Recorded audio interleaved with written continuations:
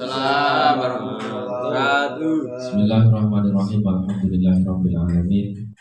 Alhamdulillahilladzi arsala sayyidina Muhammadan sallallahu alaihi wasallam rahmatan lil alamin. Wa faddala al ulama bi iqamatil mujahidin. Akramal awliya bi nuril karamatul khaliq allati hiya bi mu'jizati sayyidil mursalin. Assalatu wassalamu ala sayyidina wa maulana Muhammadin wa ala alihi ma'in amma ba'du. Tentang kita hormati seluruh keluarga besar Kanjeng Ma'ani, wabil khusus masyarakat sekeluarga menyangka Sohibul Bait yang kula hormati ugi.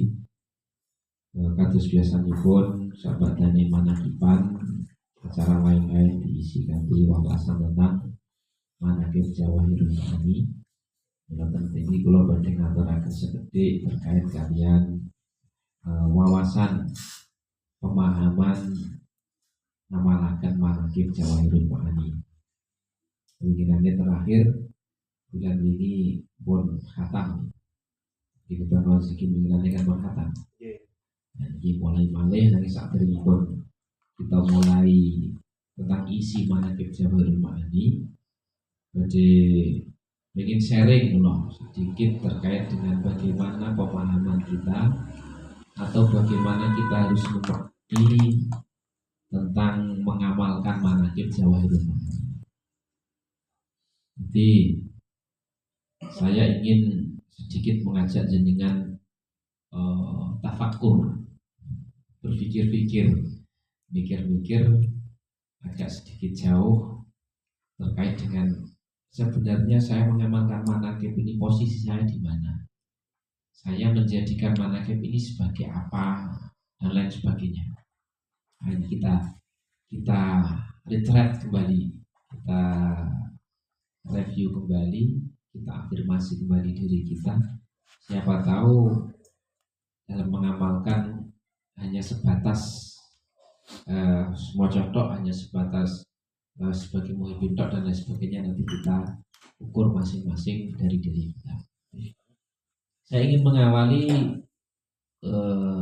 pembicaraan ini dengan kita coba untuk menganalogkan satu usaha rumah makan. Ketika ada satu perusahaan rumah makan, itu di situ ada banyak komponen yang terkait. Yang jelas kita posisinya bukan sebagai pemilik rumah makan. Kita berada di luar pemilik, namun kita ingin mengambil manfaat dari rumah makan itu.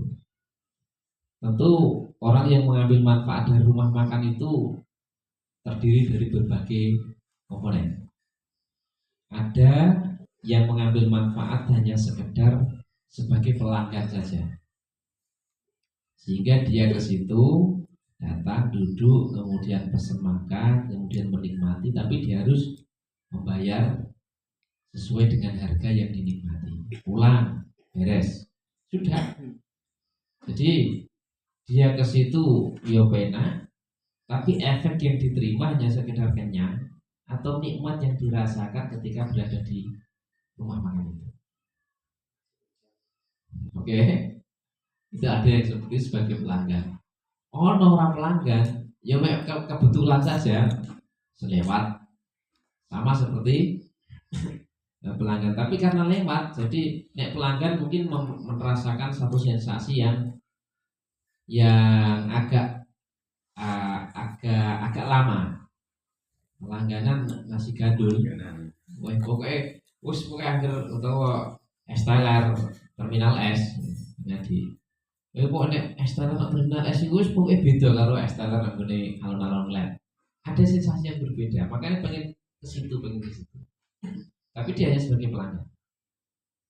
Ono sing ngomong ke warung itu atau ke rumah makan itu ditakdirno Gusti Allah. Nek ditakdirno tok ono, ngrasakno tok.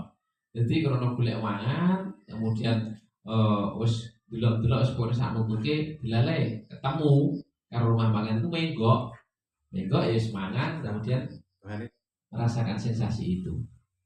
Bariku ya wes, sesok ya wes gak balik nih. karena dia hanya pengen merasakan kenyang dari makan di warung itu. Bariku ya wes suka gak balik-balik nih. Oh no, kono itu sing supplier gas atau supplier air galon. Nah, dia ke situ, sering ke situ. Atau mungkin bahkan 3 hari sekali, seminggu sekali. Dia merasakan makanan di situ.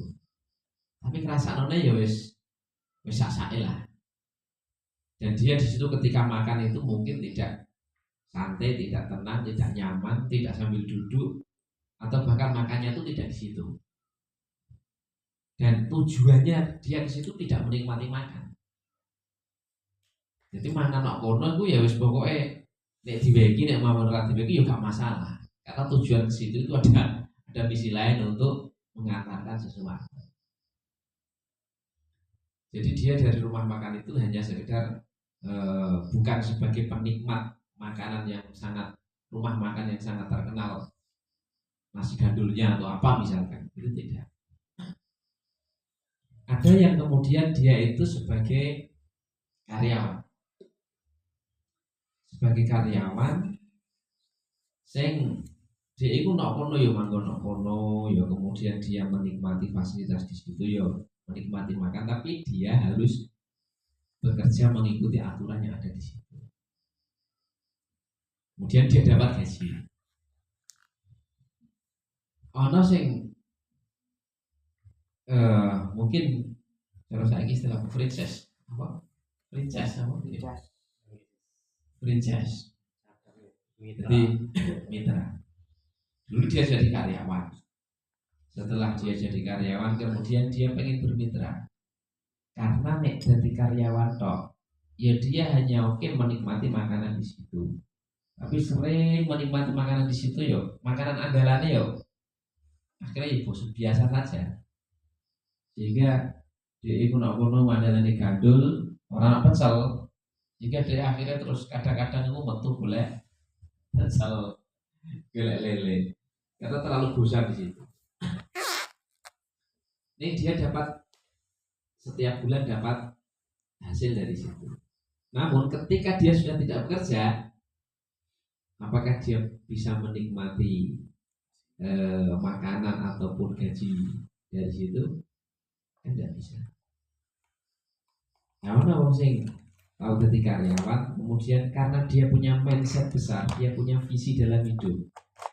Aku dok ini, dok punya rumah makan ini bukan sekedar untuk mencari uang, bukan sekedar untuk ikut menikmati makanan yang ada di sini, tapi ini sebagai jalan, sebagai perantara, sebagai wasilah saya untuk menjadi orang yang selalu mendapatkan income, mendapatkan hasil yang berkesinambungan, bahkan sampai anak cucu saya nanti.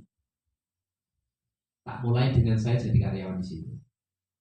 Oke, jadi karyawan setahun, 2 tahun atau 3 tahun, wes roh, seluk-beluk dan lain sebagainya. Tapi karena niatnya baik, dia tidak mau menjadi pengkhianat, maka kemudian matur kalau pemilik, Pak, saya di sini sudah 3 tahun dan saya di sini pengen ya jadi jenenge wong kan yo orang terus pengen jadi anak terus pengen mandiri.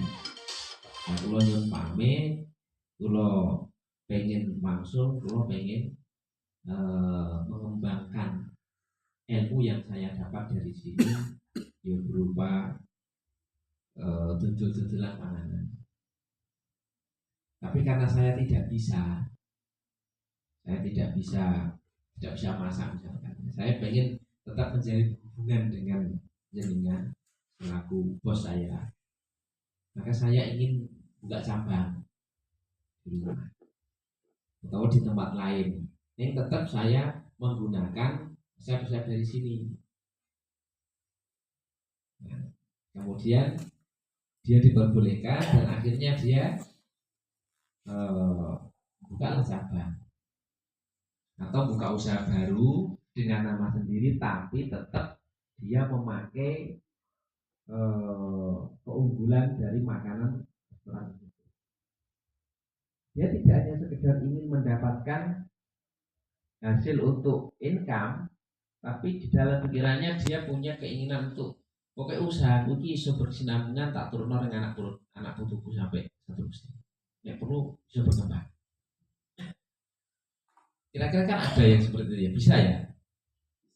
Nah, dari kesekian contoh tadi yang saya sampaikan, mulai dari wong sing ditakdirno mek mampir sediluk, ditakdirno dari pelanggan, ditakdirno dari supplier gas dan galon, atau ditakdirno dari karyawan tok, sampai sing ditakdirno jadi wong sing pengen menjadikan rumah makan itu wasilah untuk dirinya agar dia menjadi orang yang mandiri, yang berdikari. Itu kan berarti dipengaruhi dari pola pikir. Pola pikir bagaimana menjadikan rumah makan itu sebagai apa? Nek pelanggan ya hanya sebagai tempat makan saja yang bisa dikunjungi setiap saat. Ya mau mampir mau ya kebetulan aja. Itu kan supplier gas atau supplier minuman ya hanya sebagai salah satu pelanggan saja. Bukan dia yang pelanggan, tapi yang pelanggan itu rumah makan itu pelanggan gas. Ada karyawan tok, mindsetnya aku kerja bentuk duit administrasi duit bayar kan gitu. Tapi yang terakhir itu tadi mindsetnya kan dia bukan ingin jadi penikmat makanan tersebut karena fenomenal, tapi menikmati makanan itu. Dia bukan menjadikan rumah makan itu sebagai sumber penghasilan, tapi dia dapat penghasilan dari situ. Iya benar, pas jadi karyawan kan untuk gaji bodoh ya. Tapi karena mindset awalnya dia itu ingin menjadikan rumah makannya sebagai wasilah untuk dia berdikari menjadi diri sendiri, maka kemudian yang dicari itu adalah ilmunya. Ya tolong tahu nopo itu orang mek golek duit, golek gaji nomor sekian, tapi golek ngilmune. Baru untuk ngilmune dia metu mulai, tapi tetap menjaga hubungan dengan pemilik rumah makan sehingga dia tidak dikira sebagai seorang pengkhianat, tidak dikira sebagai seorang yang kacang lupa dengan kulitnya, karena selalu menjaga hubungan baik. Dan karena niatnya itu menjadikan rumah makan sebagai wasilah, akhirnya dia ya iso wes ora dadi anak buah, tapi iso untuk income dari rumah makan itu. Income-nya apa? Income-nya dia pulaan kokono.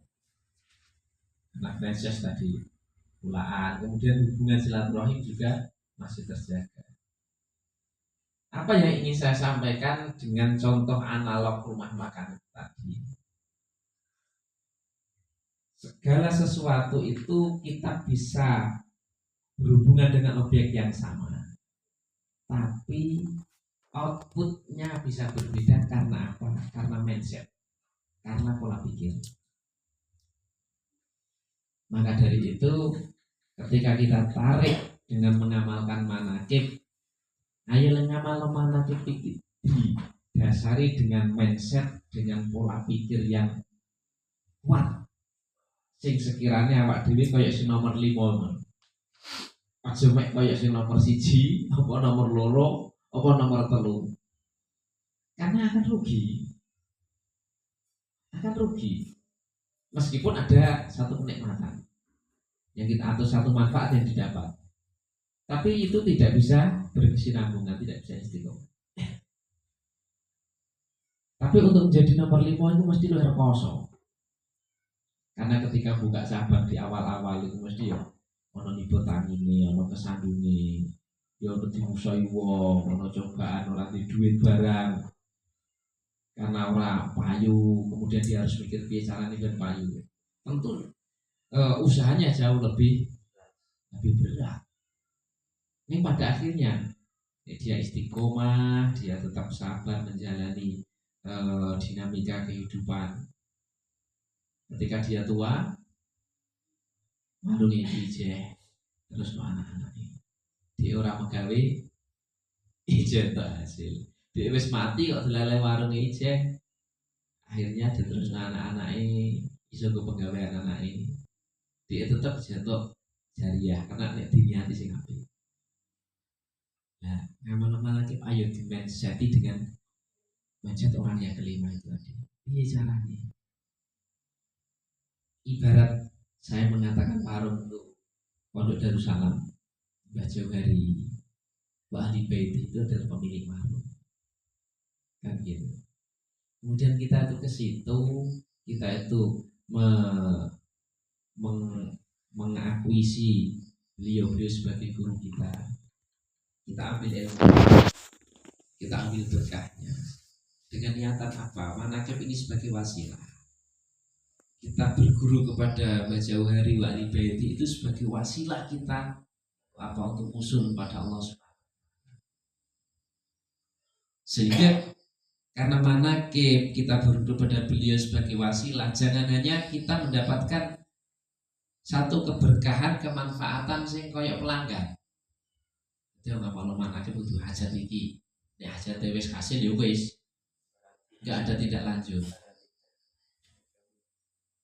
Aku pengen nempel manakib, pengen nempel tadi santri Mbah Jauhari ben sekirane apa jenenge aku iki mentereng kono aku pengamal manakib dan sekirane duwe apa namanya duwe eksistensi. Ya kayak karyawan dong. Tapi kemudian bagaimana kita mencoba buka cabang. Nah, caranya piye? Apa ngetekno pondok ngono? Apa ngijazahi ngono ya tidak. Intisari dari manakib dari perjuangan Mbah Jauhari wa Ahli Bait adalah dakwah li'ilahi kalimatillah dengan menggunakan maka untuk berdakwah itu kan ngajak kepada siapa? Jangan berpikir sempit dakwah itu terus kemudian kita sebagai seorang dai itu ngajak kalau jamaah duwe jamaah akeh. Jangan terlalu terobsesi dengan kata-kata dakwah sing berarti seperti itu. Dakwah itu mengajak kepada siapa? Ya kepada diri sendiri itu kan juga dakwah. Punya pikiran awak dhewe untuk selalu mengamalkan apa yang jadi amalia kita. Ngajak dengan awak dhewe lho, ini dakwah dengan awak dhewe. Dan itu yang terberat. Itu yang terpenting. Karena ketika kita sudah mengamalkan manakib kemudian ngajarin awak dhewe, aku jadi santri Abdul Qadir. Dia harus bersikap, dia harus berpikir, dia harus bertindak. Itu kemudian kita kan sebenarnya mengajak diri kita. Ini awak dhewe wis apa jenenge jeneng ngajak awak dhewe meskipun dia tetap dinamis, ya kadang iso kadang ora. Kemudian kita ngajak pada orang lain. Ngajak untuk apa? Ya untuk nyerak Gusti Allah. Kemudian kita ngajak wong ngamal manakib. Termasuk kan ngajak dan lain sebagainya. Sehingga karena kalau kita memilih yang nomor 5, kita satu harus tetap menjaga hubungan kita dengan pemilik rumah makan. Ini penting karena menjaga hubungan ini menjaga sebagai satu hal untuk menjaga sanad kalau di dunia keilmuan, dan ini sangat penting.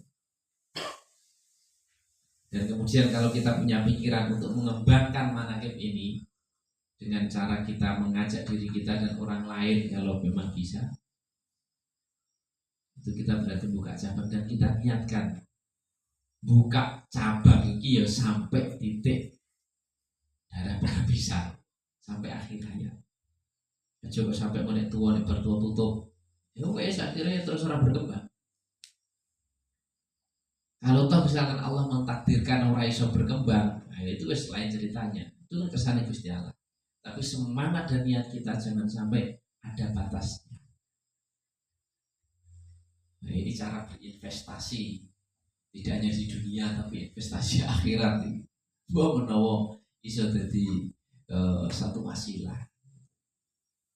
Ini makanya monggo jenengan memilih sendiri. Saya hanya memotivasi dan yang mengajak berpikir tentu nanti yang akan memilih dan membuktikan itu ya jenengan piyambak. Apakah jenengan sebagai wong sing hanya kebetulan kemudian karena ngeleh kemudian terus mangan wis waret ya wis, atau sebagai pelanggan atau sebagai karyawan sing mikirnya hanya golek hasil tok, dan yang lain-lainnya itu terserah Anda. Yang jelas kalau kita sudah yakin bahwa manakib ini layak untuk dijadikan sebagai wasilah, ya kita niatkan bismillah. Dan untuk menjadikan manakib ini sebagai wasilah itu tentu dalam dinamikanya, dalam perjalanannya itu pasti, tidak mungkin tidak, pasti itu tidak mudah. Orang muda nanti, orang muda nanti istiqomah. Istiqomah itu puncak dari sesuatu ibadah itu sebenarnya istiqomah ini. Sampai sendiri pasti merasakan lagi istiqomah mau tok iki lho. Iki kadang wis ganggu, kadang wis ana cobaane ono ae. Iku maca istiqomah maca. Lagi istiqomah maca, apalagi istiqomah berkomitmen untuk menjadikan manakib ini sebagai wasilah agar kita selalu menyambung di Gusti Allah. Ini beda dengan hanya istiqomah ngamal tok. Nek jeneng istiqomah ngamal tok itu kemungkinan itu ya cara sing tak contohno mau ya dadi karyawan tok itu. Karena mungkin ketika ngamal itu orientasinya ben sekiranya gini, ben hasil hajatnya dan lain sebagainya, hanya itu. Masuk akal ora? Masuk akal. Lah umumnya itu ngono. Tidak hanya di kita, umumnya wong wis ngamal mana, wah mana begini luar biasa itu orang tinggal ngoni tenan. Itu ya terjebak di level yang nomor 4 tadi sebagai karyawan. Ya untuk khosiah itu untuk. Tapi ketika sudah tidak ngamal, surah moco, ya surah ono asale. Makanya kudu ditinggal ngoni tenan. Dan untuk menjaga keistiqomahan ini, insya Allah tidak mudah. Apalagi kita yang masih muda-muda ini, masih jauh dari kata, dari istilah iso menang. Ibarat kata pari itu dak ya, awak dhewe iku menawa lagi meh ono isine. Meh nek ora gabung lho ya. Jadi urung iso isine urung iso popot. Atau jangan-jangan lagi ijo-ijo nih kok. Lagi apa jeneng mentare-mentare ini. Oke teh gagah. Tapi ana isine. Dadi go delok-delok anu ya nyenengno. Ngomongnya lagi ijo-ijo nih. Jajane ra ono apa-apane. Bicara manfaat ya diret iku mangan kewan. Delok ana isine.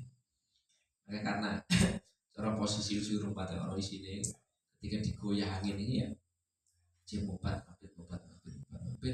lebar sekiranya iso tenang bagaimana, iso anteng bagaimana, akan diiseni dengan cara bukan niat kita, selalu membuka niat kita, karena kita sudah meyakini bahwa manakib adalah wasilah saya untuk usul pada Allah. Nah, ben sekiranya istiqomah itu tak terjaga, ya butuhnya awak dhewe keinginan yang kuat untuk ngisi diri kita dengan ilmu, ben sekiranya diri kita semakin berkualitas. Nah, tidak punya keinginan kuat, jangan harap kemudian kita akan bisa terisi diri kita dengan kualitas. Jangan terlena hanya sekedar aku penting pokoknya wayai solasan mangkat, wayai ono acara mangkat, hanya itu. Kok jenengan anggap itu sudah istiqomah? Itu kan galon itu tadi setiap 3 hari sekali itu moro-moro loh. Tapi apa yang dia dapat? Ya untung sidik karena dia apa jeneng dodol galon kono. Ya untung tapi mek sidik. Kan nek sararono yo wis bener. karena ini butuh kesungguhan dan butuh pola pikir ya namanya awake dhewe sing iso nyate panjenengan piyambak di ya freedom of choice. Jadi jenengan diberi pilihan oleh Allah untuk memilih apa yang jenengan inginkan, dan setiap pilihan itu pasti ada konsekuensinya. Bila duwe bojo ya kudune ngopeni bojone. Bila dia anak ya kudune ngopeni mbuke, ngopeni anake. Bila jomblo ya santai Bang ya. Ora sing diopeni. Itu konsekuensi, itu pilihan. Semoga jenengan tentukan sendiri. Yang jelas istiqomah itu berat. Istiqomah itu tidak mudah. Yang mudah, yang enak, yang namanya itu bukan istiqomah tapi istirahat. Dan istirahat terus ya akhirnya ya sudah berdoa. Maka hidup adalah perjuangan. Kalau kamu tidak mau berjuang, ya jangan hidup. Sekolah wae rasa terpenting berarti itu tak mungkin Jacob. Semoga bermanfaat, ada manfaatnya, dan kita jangan bosan-bosan selalu menta'alokkan atau selalu menghubungkan ilmu kita ini dengan guru-guru kita, karena tanpa beliau, tanpa guru-guru kita tidak akan pernah kenal dengan Allah. Meskipun kadang kita lupa, kayak awak dhewe iso sholat, kayak awak dhewe iso ngaji karena kita. Tapi sebenarnya di balik itu ternyata ada guru-guru kita yang menyambungkan sebagai tangan panjang Allah untuk menjadikan kita paham tentang sholat, paham tentang ilmu. Itu adalah guru kita, dan kita sebagai orang yang tahu terima kasih harus menjaga itu. Jangan sampai kita kemudian lupa dengan dari mana kita berasal, dari mana kita dapat sesuatu, kecuali memang yang kita ambil sesuatunya itu bermasalah. Artinya apa? Artinya mamane kok awake nyalur, kok kabel kok ono sing konslet. Ya kudu dipotong langsung disambungkan ke berikutnya. Indonesia umpamane, tapi insyaallah tidak. Umpamane kok kita pengen masalah pada Mbah Jauhari, kok kemudian Mbah Jauhari ini kok terus bermasalah dalam hal niatnya. Umpamane biar Mbah Jauhari pada waktu kesannya itu kan ramai, tapi ketika meninggal kemudian terus kita malah kemudian terbuka apa jenis aibnya, biar itu perewangan, itu jin dan lain sebagainya. Ini kan bermasalah. Nah, bisa kita potong, tidak usah dianggap. Kemudian kita nyalur ke yang di atasnya. Tapi kan tidak. Mbah Jauhari tidak, ini hanya contoh ya. Nah, kita kan karena beliau itu masih kita yakini sebagai min ba'dil auliya, waliyun min auliyaillah, juga termasuk ulama, makanya kita harus selalu nyambung kepada beliau wa ahli baiti. Semoga bermanfaat diridhoi Gusti Allah Subhanahu wa taala. Assalamualaikum warahmatullahi wabarakatuh.